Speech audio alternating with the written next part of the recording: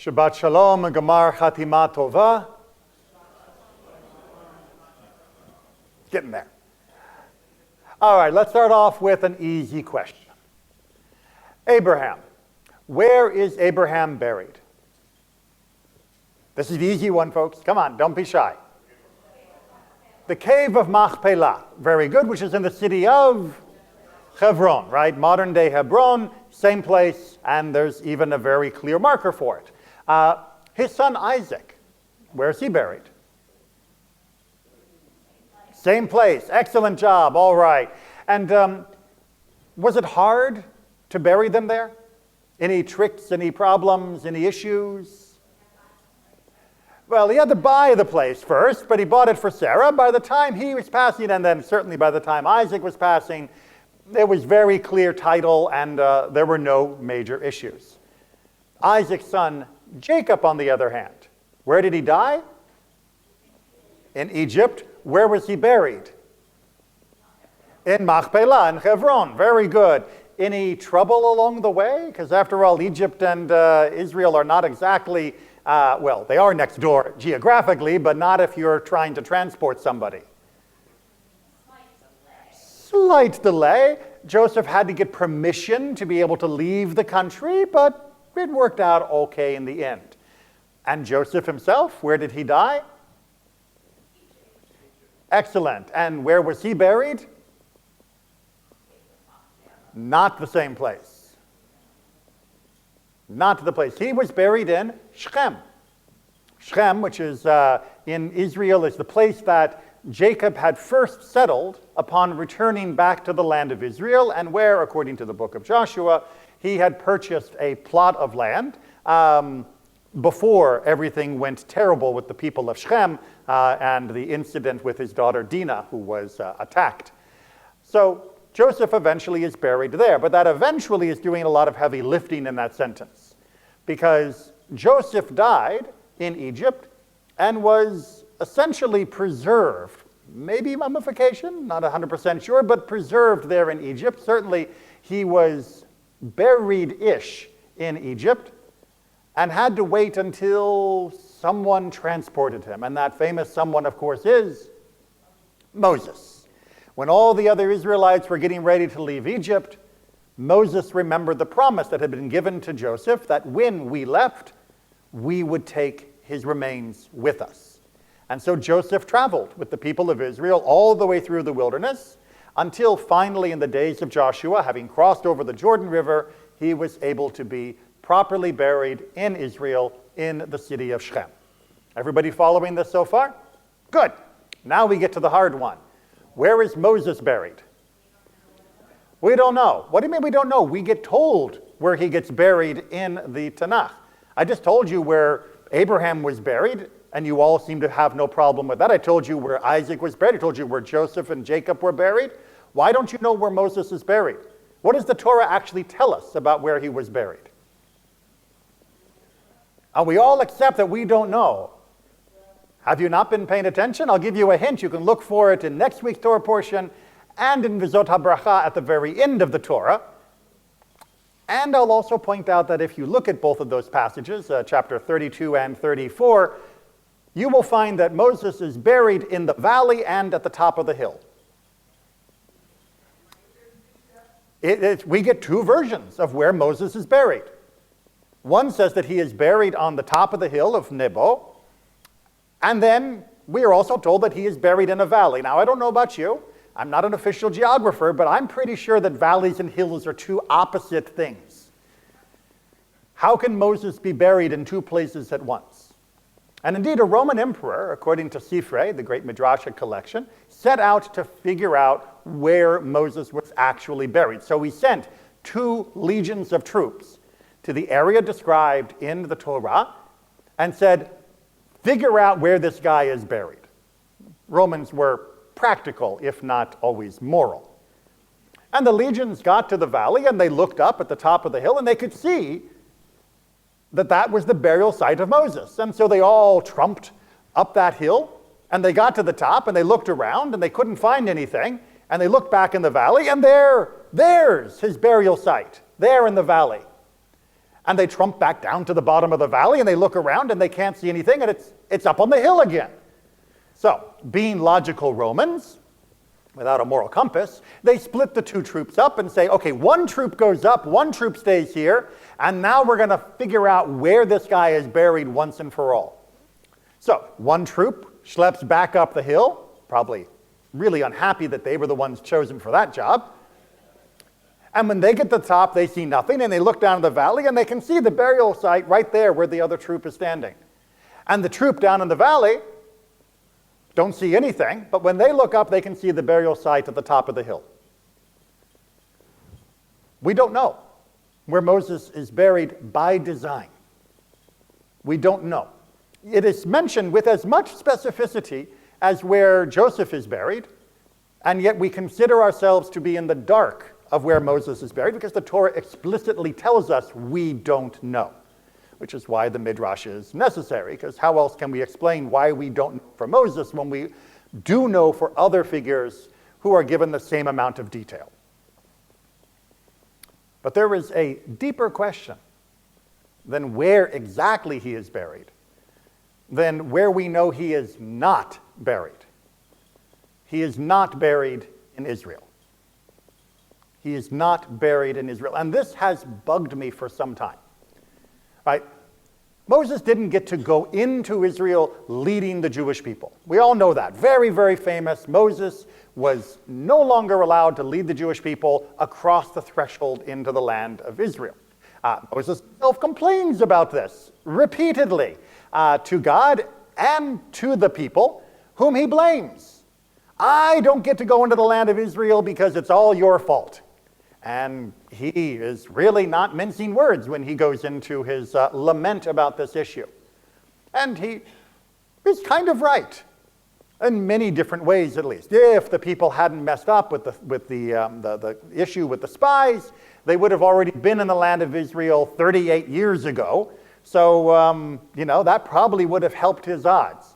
And if they hadn't been kvetching right after his sister died about no water, maybe he wouldn't have messed up with the whole rock incident, and then he could have gotten to go into Israel even when he was already 120. So he's kind of right. It's our fault that he didn't get to lead us into the land of Israel. There's also some issues of whether or not it was time for a change of leadership, which was sort of what that whole rock incident showed, that he was still using 40 years ago ideology to try and lead the next generation. And it turns out different generations need different leaders. But why not carry his bones? Why not carry his body across the threshold? Fine, Moses. He's not able to be our leader anymore. There's so many problems with that. Being, prophet emeritus would be really hard for Joshua to deal with, as everyone would still be looking to Moses. But the man's dead.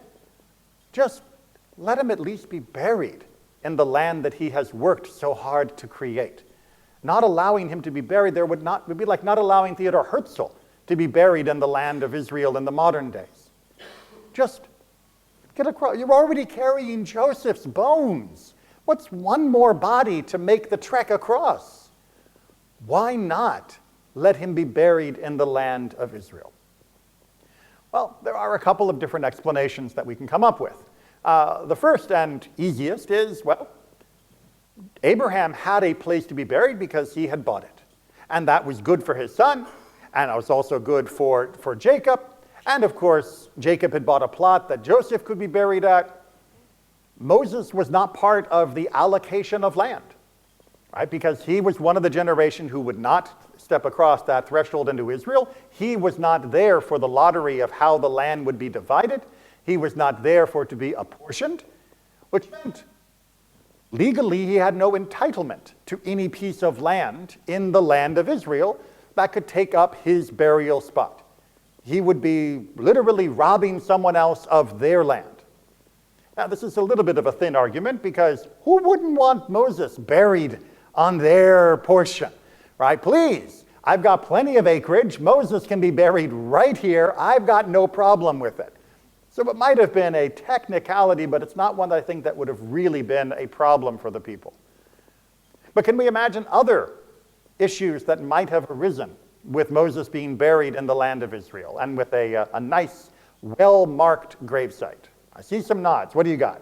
Well, for the obvious reason, we don't want to create a shrine to Moses, and we don't want people praying to Moses. All right. If we bury him in the land of Israel, right smack within the land where we all inhabit, someone's going to build a shrine there, if only out of a sense of respect. I mean, after all, when you go to Hebron, and may it be God's will that we can do that peacefully someday soon, you will find a huge building over where Abraham and Isaac and Jacob and the other associated people are buried. And it's kind of impressive. Well, doesn't that mean it wouldn't have been a problem if there had been one like that for Moses? If we can build a beautiful building for Abraham with no harm done, why not for Moses? We can build a beautiful place up in Tiberias for Rambam, no harm done. We can have the entire cemetery in Israel with all of the greats that are there from the establishment of the modern state of Israel. And it can look a little shrine-ish. We didn't seem to think there was a problem there. What makes Moses so different that people might have made his tomb different than someone else's?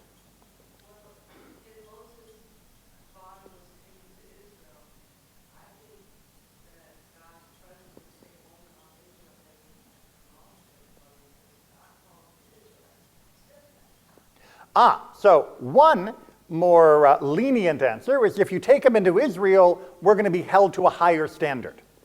And that means God's going to punish us too much. But I will say Moses was a big advocate of God not holding us to too high of a standard. Moses was always our advocate. In fact, I could easily imagine us praying to Moses to intercede on our behalf between us and God. Moses, please, God is angry and is withholding the rain. Please, Moses, work your magic once more. What's that?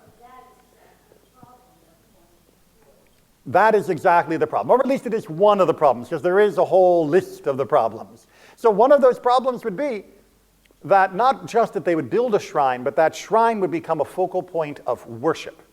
That people would come first to seek Moses' assistance, that they would see this as being a place where miracles could get started.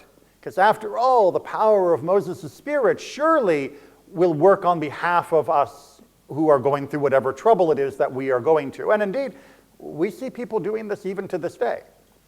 There are people who will go and pray to the various cemeteries and grave markers of what they consider to be saintly figures within the Jewish people.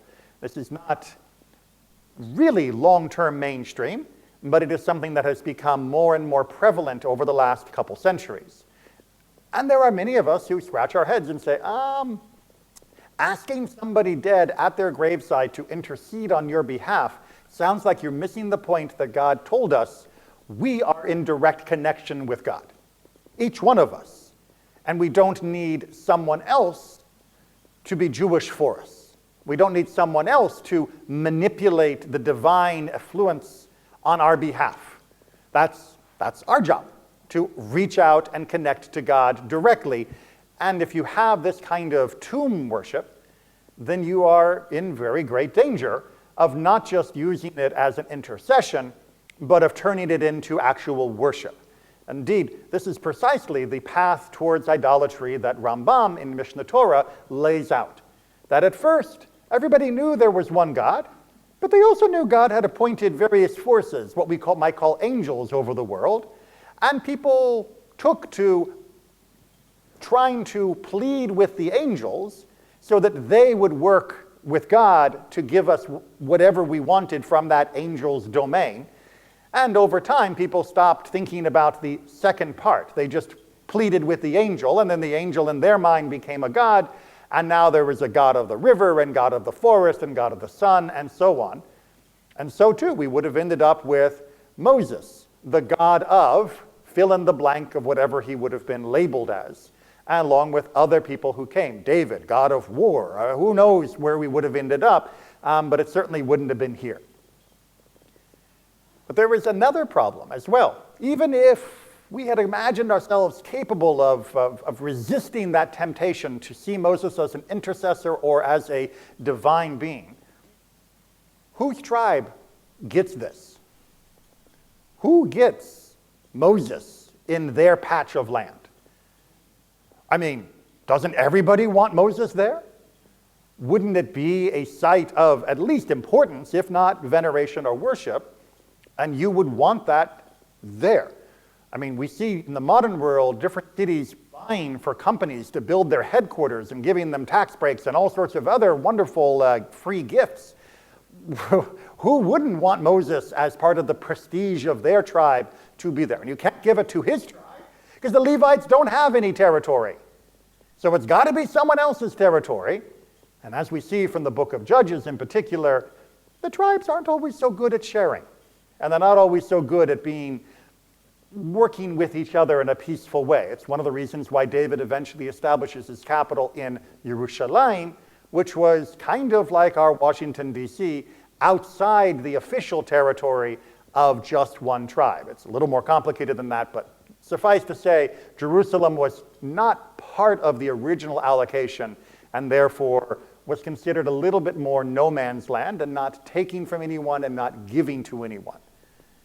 The tribes would have fought over where Moses would be buried, of who would have the kavod of having his remains placed within their terrain. So it's rather fascinating that Moses complained that he didn't get to go into Israel alive because of the Israelites, that we had messed up his chances by delaying after the spies, by riling him up for decades, and eventually pushing him past the breaking point at the rock.